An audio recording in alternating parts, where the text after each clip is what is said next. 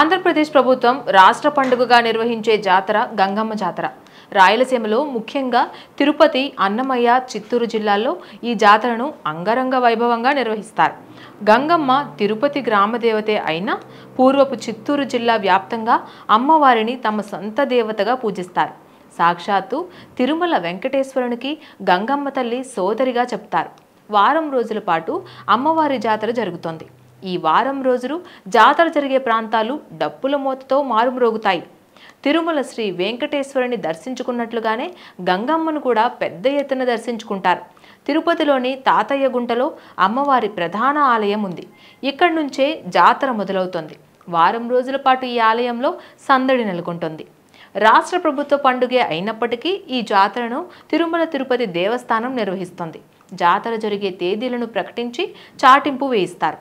ఎప్పుడైతే చాటింపు వేయిస్తారో అప్పుడు పొలిమేర్లను అష్టదిగ్బంధం చేస్తారు. ఈ కార్యక్రమం తరువాత జాతర సంబరం మొదలవుతుంది. దేశ విదేశాల్లో ఎక్కడ ఉన్నా కూడా ఈ జాతర సమయానికి తిరుపతి వాసులు తప్పకుండా చేరుకుంటారు. అమ్మవారి జాతరలో పాల్గొంటారు. ప్రతి ఏడాది జాతరలో పాల్గొనడం ఆనవాయితీ.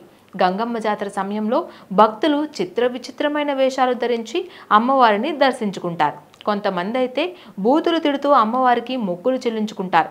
కొంతమంది భక్తులు పౌరాణిక వేషాలు కూడా ధరించి మొక్కులు చెల్లించుకుంటూ ఉంటారు.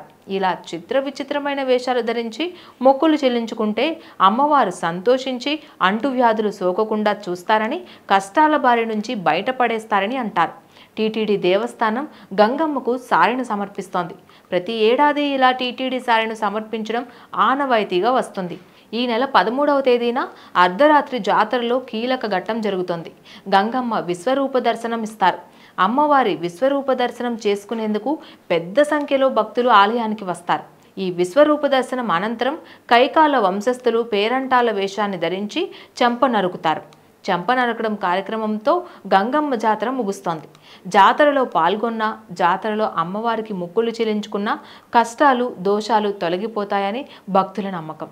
Please subscribe to the channel and download the Politicos app from the links in the description.